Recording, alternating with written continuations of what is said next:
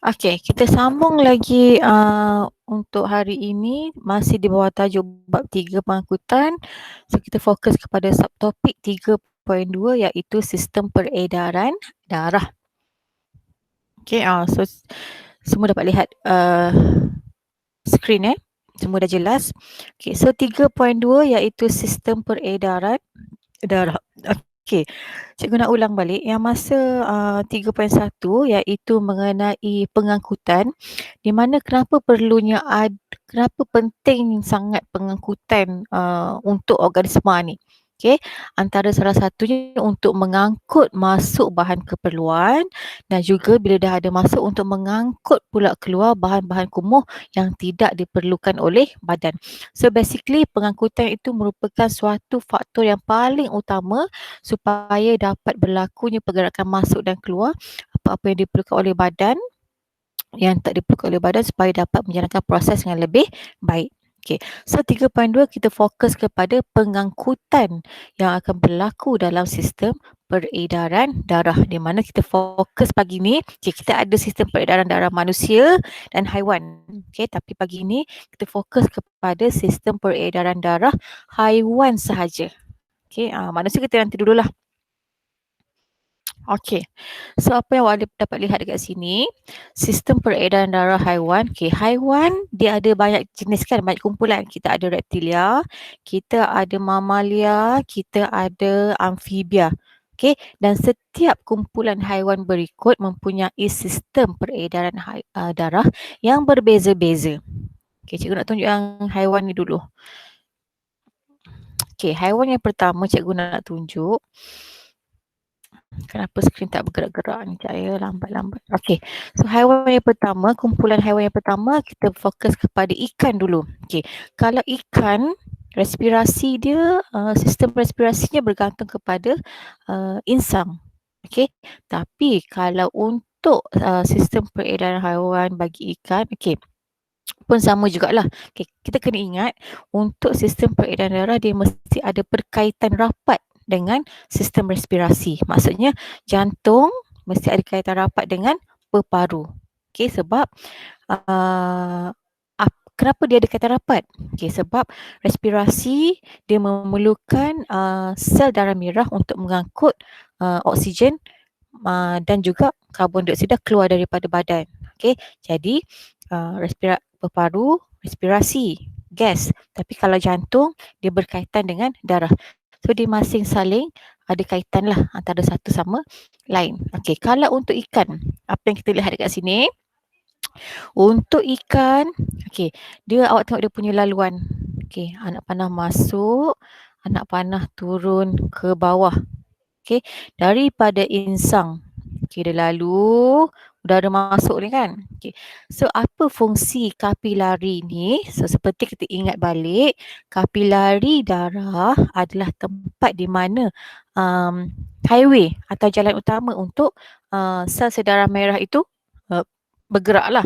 Okey.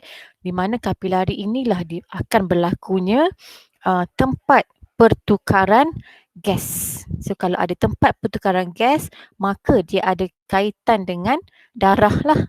Okey, so dia lalu dulu, dia turun dekat kapilari dan dia akan melalui jantung. So ini adalah jantung bagi ikan sebenarnya. Okey, jantung. Jantung dia ada dua bahagian. Okey, satu kita nama ventricle, satu nama atrium. Okey, nak kenal pasti beza dia V. V maksudnya ventricle, bahagian atas. Okey. A, atrium, dia berada di bahagian bawah. Okey, untuk ikan dia cuma ada dua bahagian saja. Maksudnya satu atrium, satu ventricle. Okey. So daripada jantung terus pergi kepada dia punya insang untuk pertukaran gas tu berlaku. Okay. So untuk ikan awak tengok dia cuma lalu satu hala sahaja. Sekali lalu je jantung. Okay. Satu kali lalu saja dekat jantung. Itu untuk ikan. Okay. Okay. So untuk ikan dia satu kali sahaja melalui jantung. Alright. Okay, itu untuk ikan. Sekarang kita lihat pula untuk reptilia. Untuk reptilia, contohnya ular. Apa lagi haiwan lain? Biawak. Okay, untuk reptilia, okay, apa beza dia? So awak lihat, kita ada peparu kat bawah ni. Okay, awak tengok ni adalah gambar raja kapilari lah. Di mana dia menunjukkan kapilari darah adalah di mana tempat berlakunya pertukaran gas. Kalau ada tak dapat masuk, bagi tahu cikgu dekat ruangan chat cikgu tak perasan ni. Pertukaran gas. Okey, di kapilari. Okey. So bila awak lihat dia punya laluan, maksudnya daripada peparu, okey, gas tu akan dibawa oleh sel darah merah melalui jantung. Okey. So dekat gambar raja tengah ni adalah struktur jantung pada reptilia. Okay, so jantung dekat sini, kalau tadi ikan ada satu ventricle, ada satu atrium. Tapi kalau untuk reptilia, cuba tengok. Okay, ini ada satu atrium, ini ada ventricle. Dan dia ada kiri dan kanan. Okay, dia ada kiri dan juga kanan.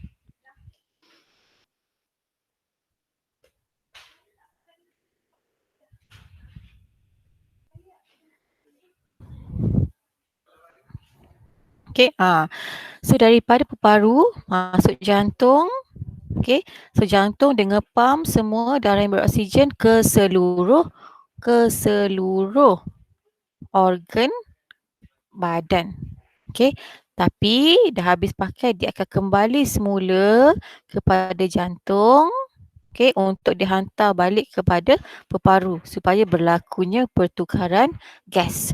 So bezanya dengan ikan tadi, kalau reptilia, dia lalu jantung sebanyak berapa kali? Maksudnya, satu, dia keluar dan dia kembali semula ke jantung. Dua kali, baru dia berpatah semula kepada peparu. So dekat sini reptilia, dia punya laluan bagi darah, dia melalui jantung sebanyak dua kali. Dua kali dia melalui jantung. Okay, so itu bezanya. Kita lihat pula kumpulan haiwan jenis. Tadi ikan dah. Okay, kita pergi kepada kumpulan haiwan yang dinamakan sebagai amfibia.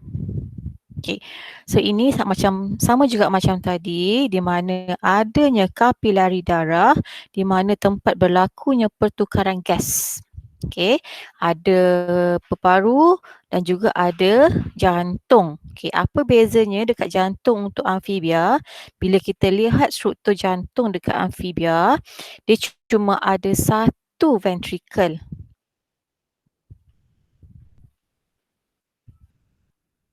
Okay, dia ada satu ventricle dan dia ada kiri dan kanan atrium. So ada dua atrium. Okay, itu untuk amfibia. Okay, dia special sikit daripada kumpulan haiwan jenis lain. Okay, so kita lihat pula macam mana dia punya laluan atau pergerakan laluan darah tu.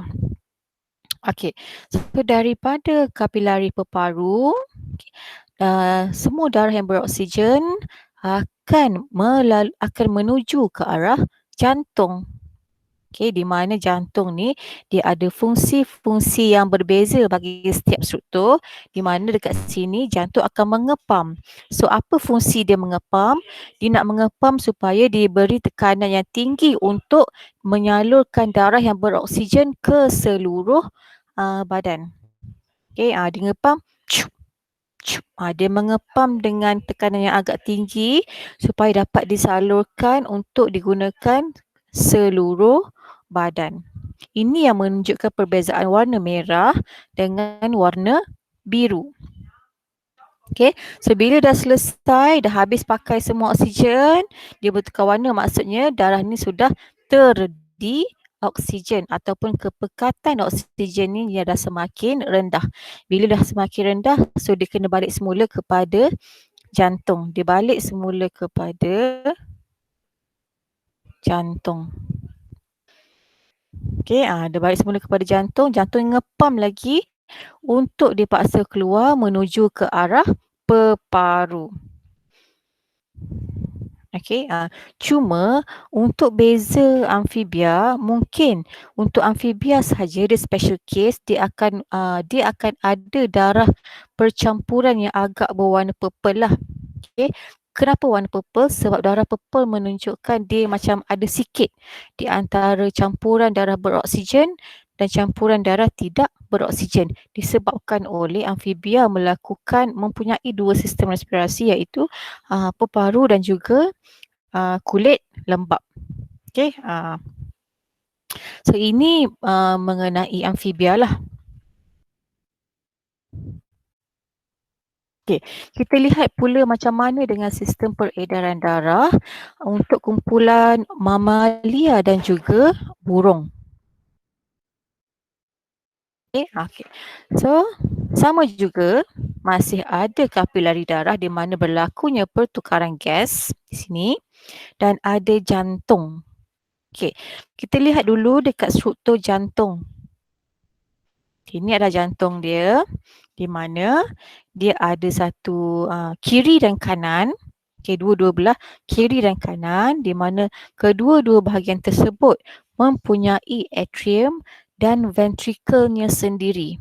Maksudnya ini belah sini ada atrium, belah kanan pun ada atrium. So dia ada jumlah keseluruhannya adalah 2 atrium dan juga 2 ventricle.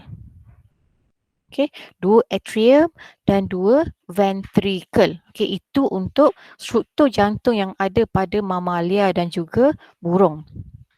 Okey, settle. Kita lihat pula macam mana laluan atau pergerakan dalam darah haiwan tersebut. Okay. So daripada peparu macam biasa dia akan darah yang dah mempunyai kepekatan oksigen yang tinggi, dia akan bergerak ke arah jantung. Okay, so jantung dia akan mengepam pam darah yang beroksigen dengan tekanan yang agak tinggi supaya dapat disalurkan kepada sel-sel badan. So kat sini bila dapat merah dah ada oksigen tinggi, bila semua dah pakai, okey, semua oksigen dah diguna pakai, maka dia berubah warna lah, menunjukkan dekat sini berlakunya kepekatan oksigen yang semakin rendah atau darah yang terdi oksigen. Okay. Dah habis dah pakai semua oksigen, dia akan kembali semula kepada jantung. Okey, jantung daripada atrium dia akan turun kepada ventricle, daripada ventricle dia akan keluar balik lah menuju ke arah peparu. Okey, so dia ada kaitan balik lah. Dia ada kaitan kalau ingat balik mengenai alveolus. So daripada alveolus, darah yang beroksigen lalu dekat kapilari dia akan menuju ke seluruh sel badan. So samalah. Okey. So bila kita lihat apa perbezaan dia, so daripada peparu pergi ke jantung. Okey, dia masuk jantung sekali. Dia keluar balik. Dah habis oksigen, dia masuk balik ke jantung sebanyak 2 kali. Maksudnya kali kedua dia akan kembali semula ke jantung untuk dipam semula kepada peparu. So dekat sini awak lihat kita dapat simpulkan bahawa peredaran darah untuk mamalia dan burung dia akan melalui jantung sebanyak 2 kali. Allah Akbar. Sensitif betul lah. Okay. Dia akan melalui jantung sebanyak 2 kali. Okay. 1 keluar, balik semula, baru dia balik ke peparu. Okay. Sudah. Itu sahaja perbezaan di antara mamalia, reptilia, amfibia dan juga ikan. Okey, mari kita lihat apa dia punya kesimpulannya. Okey. Cikgu, Ya. tadi Dania dia ada request nak masuk. Oh, kejap. Sekejap cikgu keluar dulu.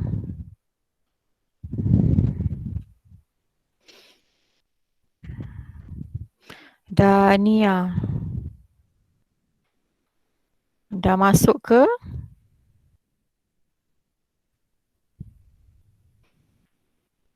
Tak ada lagi ni? Dania cuba lagi sekali. Mungkin dia pakai ni kot. Yang bukan MOEDL. Tunggu lama sikit. Nanti Dania nak masuk bagi tahu lagi sekali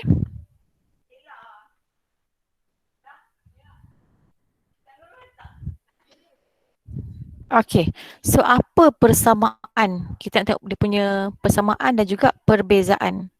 Okey. So untuk persamaan di antara reptilia, ikan dan juga amfibia, dia sama daripada sistem yang membolehkan darah sentiasa mengalir dalam darah secara berterusan melalui jantung. Maksudnya kesemua jenis haiwan, kumpulan haiwan ni dia akan melalui jantung dahulu untuk mengepam darah.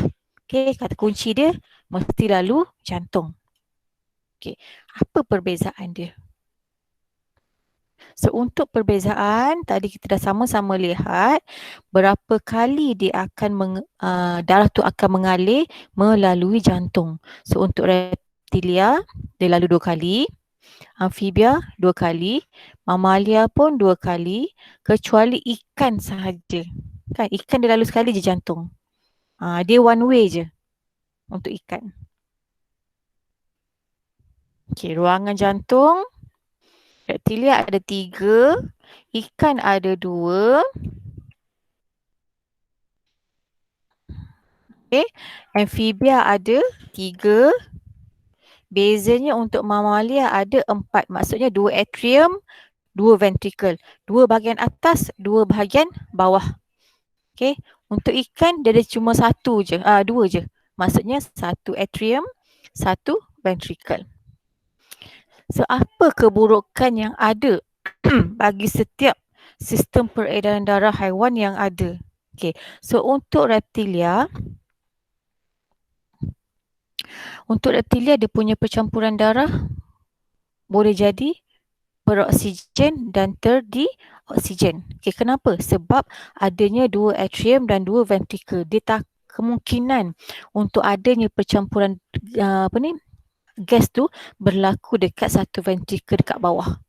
Okey, ini keburukan dia lah. Kalau ikan, darah dia akan mengalir agak perlahan sebab dia cuma ada one way je. Dia sebab dia ada satu hala saja dan dia bergantung kepada satu atrium dan satu ventricle. Itu yang menyebabkan darah tu mengalir dengan agak perlahan lah. Untuk amfibia pun dia ada masalah, mungkin dia risau ada percampuran di antara gas beroksigen dan gas terdioksigen. Okay, sebab bila awak perhatikan daripada dia punya struktur jantung. Okay. Untuk kejap siapa lagi nak masuk ni?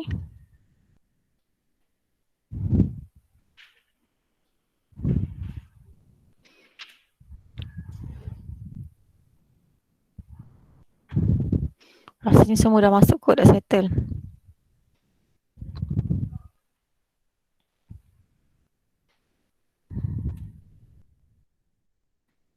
Okay.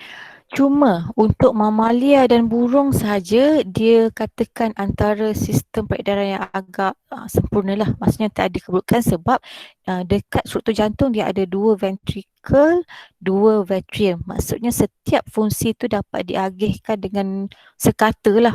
Dengan sekata, dan dia ada dekat jantung tu sendiri dia ada pintu-pintu khas. Nanti kita belajar kemudian lah.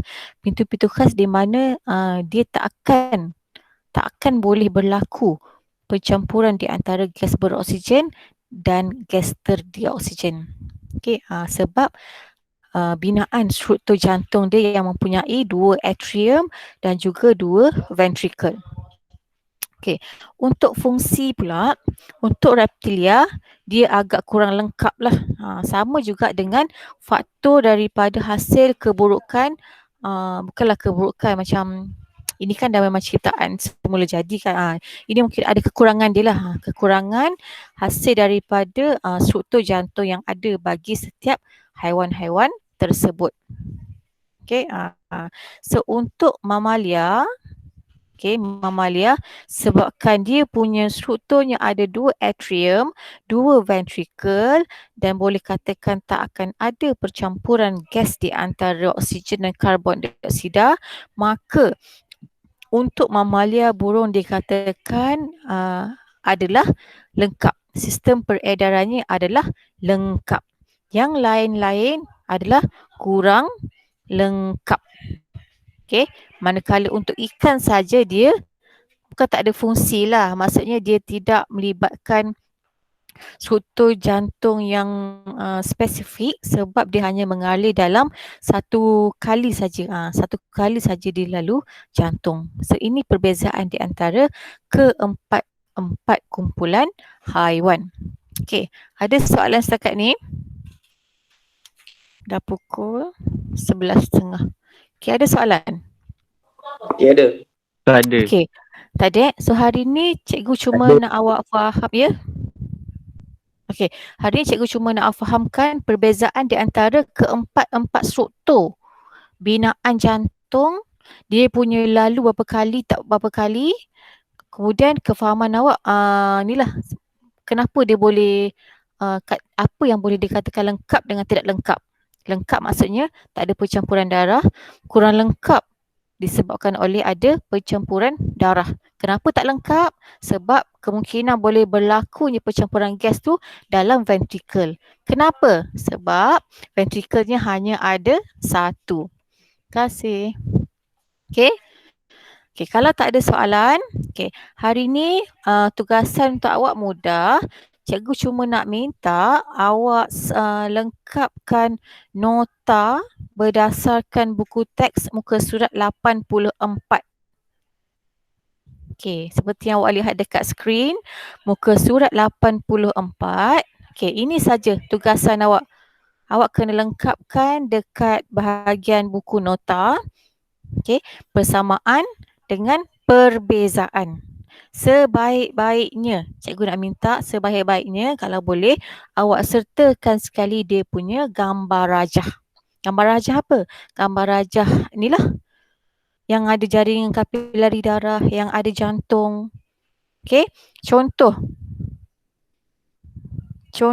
bilangan ni, apa ni? Awak letak bilangan ventricle ada berapa, bilangan atrium ada berapa. Okey, boleh? Boleh Boleh. Alright. So cikgu rasa itu sahaja untuk pagi ni. So setengah jam masa lagi yang ada, awak boleh gunakan untuk selesaikan tugasan yang cikgu bagi. So kita jumpa lagi pada hari Isnin.